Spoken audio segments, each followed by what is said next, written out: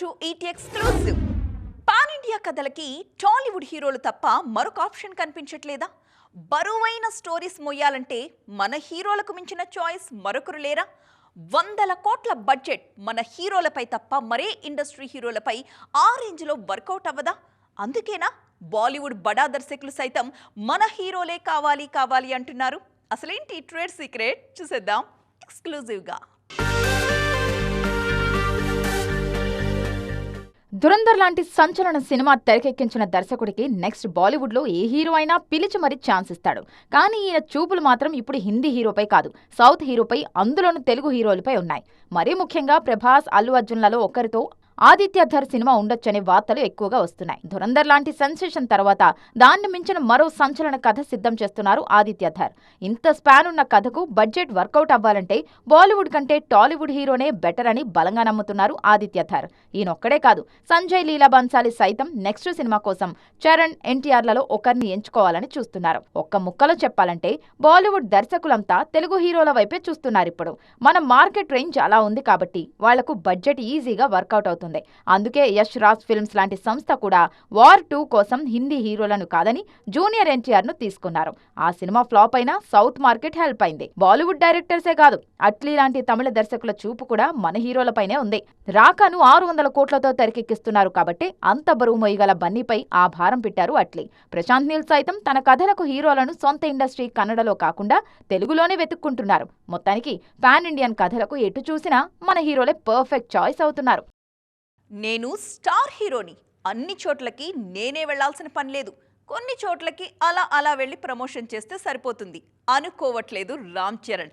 ప్రతి చోటికి తానే వెళుతున్నారు, అన్ని చోట్ల తిరుగుతున్నారు. ప్రమోషన్స్ కోసమే నెలకి పైగా టైం ఇచ్చారు తెలుసా? నెక్స్ట్ రాబోయే పెద్ద సినిమాలకి పెద్ద రూట్ మ్యాప్ రెడీ చేస్తున్నాడు. ఈ ప్రమోషనల్ ప్లానింగ్ పై special story, have a look. పెద్ద ప్రమోషన్స్ రాకెట్ స్పీడ్లో వెళ్తున్నాయి. ఒక్కసారి ప్లానింగ్ వేసుకుని రంగంలో దిగిన తర్వాత తెర వెనక బుచ్చిబాబు కష్టపడుతుంటే తెర ముందు రామ్ చరణ్ చెమటోడుస్తున్నారు. కొన్ని రోజులుగా ఎక్కడ చూసినా చరణే కనిపిస్తున్నారు. గ్యాప్ లేకుండా దేశమంతా జల్లెడ పట్టేస్తున్నారాయన. 1-2 చోట్లకు వెళ్లి సరిపెడదాం అనుకోవట్లేదు మెగా వారసుడు. సాధారణంగా స్టార్ హీరోల ప్రమోషన్ అంటే ఓ ప్రీ రిలీజ్ లేదంటే 1-2 ఇంటర్వ్యూలు అన్నట్లే ఉంటుంది. కానీ పెద్దికి అలా జరగట్లేదు. గ్రౌండ్లో దిగాక అన్ని చోట్ల తానే కనిపిస్తూ ప్రమోషన్లలో అందరికీ ఆదర్శంగా నిలుస్తున్నారు రామ్ చరణ్. చిన్న పెద్ద తేడా లేకుండా అన్ని చోట్ల చరణ్ కనిపిస్తున్నారు. ముంబైలో ట్రైలర్ లాంచ్ నుంచి పెద్ద ప్రమోషన్స్లో జోరు పెరిగింది. ఆ తర్వాత భోపాల్ ఈవెంట్కి వెళ్లి అక్కడ నార్త్ ఆడియన్స్ ను కలిశారు చరణ్. తాజాగా బెంగళూరు వెళ్లారు. అక్కడ శివరాజ్ కుమార్, జాన్వీతో కలిసి ఓ మెగా ఈవెంట్ చేశారు. మే 28న ఢిల్లీలో, 30న చెన్నైలో ఈవెంట్స్ ఉన్నాయి. వాటికి కూడా చరణ్ వెళ్లనున్నారు. జూన్ 1న విజయనగరం, జూన్ 2న హైదరాబాద్లో జరగబోయే ఈవెంట్స్తో పెద్ద ప్రమోషన్స్ పూర్తి కానున్నాయి. అన్నింటికీ రామ్ చరణ్ స్వయంగా హాజరు కానున్నారు.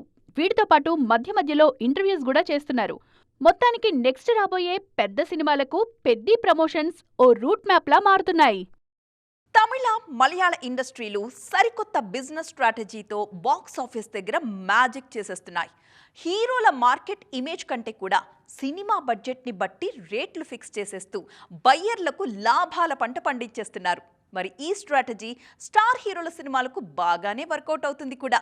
మరి టాలీవుడ్కి ఫార్ములా సెట్ అవుతుందా? ఇక్కడ నిర్మాతలు అంత ధైర్యం చేయగలరా? చాలా ఏళ్ల తర్వాత కరుప్పుతో బ్లాక్ బస్టర్ కొట్టారు సూర్య.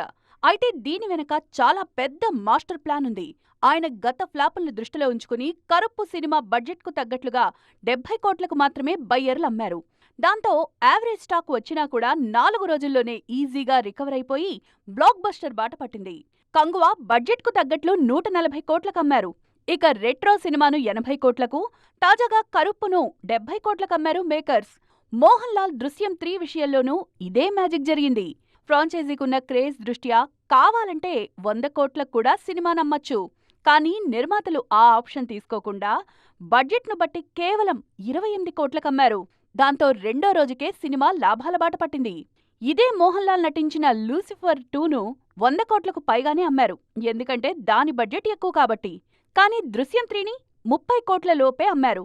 దాంతో ఫస్ట్ డే డివైడ్ టాక్ వచ్చినా వీకెండ్ అయ్యేసరికి 140 కోట్ల గ్రాస్ వసూలు చేసి బ్లాక్ బస్టర్గా నిలిచింది. టాలీవుడ్లో కూడా ఈ తరహా బిజినెస్ చేస్తారా? హీరో ఇమేజ్ మార్కెట్ కాకుండా బడ్జెట్ ప్రకారం రేట్లు ఫిక్స్ చేస్తారా? ఈ స్ట్రాటజీ మన దగ్గర ప్రాక్టికల్గా సాధ్యమేనా? మన ఇండస్ట్రీలో హీరోలు లేరా, లేదంటే మన హీరోలకి కథలు చెప్తే ఒప్పుకోవట్లేదా? ఈ అనుమానం ఇప్పుడెందుకు అనుకుంటున్నారు కదా. మరి రాదా చెప్పండి. మన దర్శకులంతా పరభాషా హీరోల దగ్గరికి కథ పట్టుకు వెళుతుంటే రాదా మరి? తాజాగా మరో తమిళ హీరో తెలుగులో స్ట్రైట్ సినిమా చేస్తున్నాడు. మరి ఎందుకు మన డైరెక్టర్స్ అంతా వేరే ఇండస్ట్రీలోకి వెళ్ళిపోతున్నట్టు? Let's watch. పరభాషా హీరోలకు టాలీవుడ్ అత్తారిల్లైపోయింది. ఎప్పుడు కావాలంటే అప్పుడు వస్తున్నారు. కాదు మన దర్శకులే పిలుస్తున్నారు. వెంకీ అట్లూరి అయితే కొన్నేళ్లుగా మన హీరోలతో సినిమాలు చేయడమే మర్చిపోయారు. ధనుష్తో సర్, దుల్కర్తో లక్కీ భాస్కర్ చేసి హిట్ కొట్టాక సూర్యతో విశ్వనాథ్ అండ్ సన్స్ చేస్తున్నారీయన. తాజాగా కార్తీ మరో తెలుగు సినిమాకు కమిట్ అయ్యారు. ఆల్రెడీ ఈయన శైలేష్ కొలను దర్శకత్వంలో హిట్ 4 చేస్తున్నారు. ఇది సెట్స్ పైకి రాకముందే మ్యాడ్ ఫెమ్ కళ్యాణ్ శంకర్ దర్శకత్వంలో ఓ ఎంటర్టైనర్ ఓకే చెప్పారు కార్తీ. సితారా ఎంటర్టైన్మెంట్స్ లో రానున్న ఈ సినిమా ఓపెనింగ్ జరిగింది. మీనాక్షి చౌదరి ఇందులో కార్తీతో జోడీ కడుతున్నారు.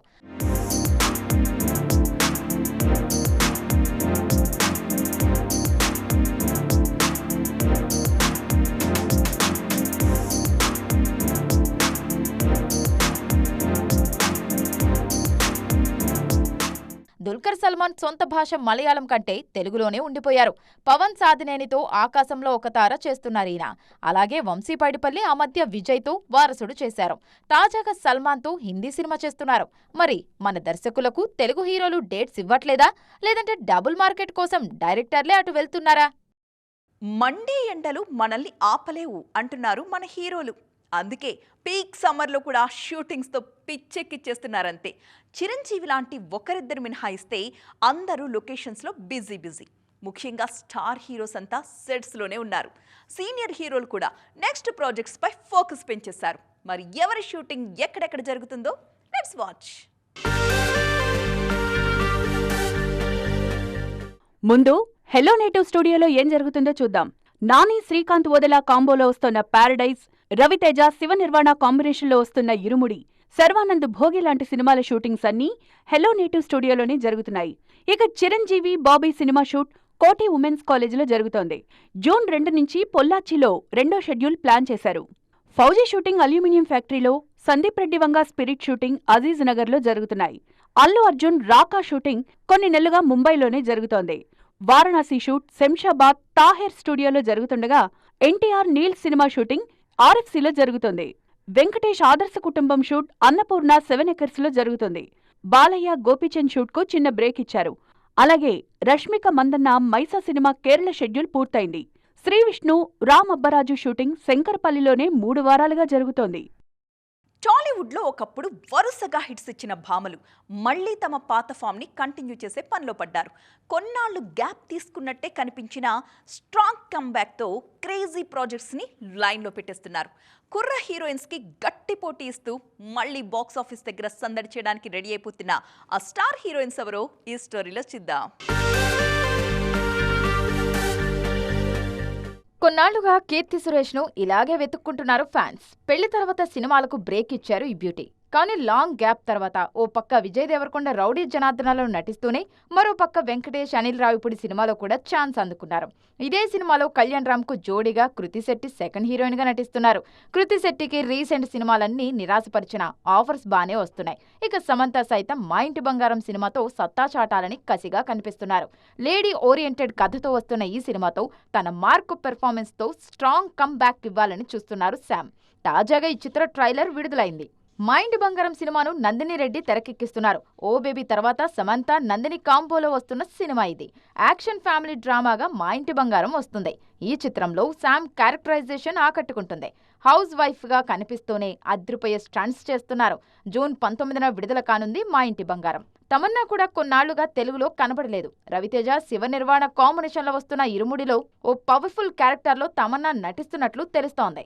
గతంలో వీళ్ళిద్దరి కాంబినేషన్లో బెంగాల్ టైగర్ వచ్చింది. అందులో మాస్ రాజాకు జోడీగా నటించిన మిల్కీ బ్యూటీ ఇరుముడిలో కీలక పాత్ర చేస్తున్నారు. మొత్తానికి కాస్త గ్యాప్ ఇచ్చిన ఈ బ్యూటీస్ అంతా కంబ్యాక్ ఇస్తున్నారు.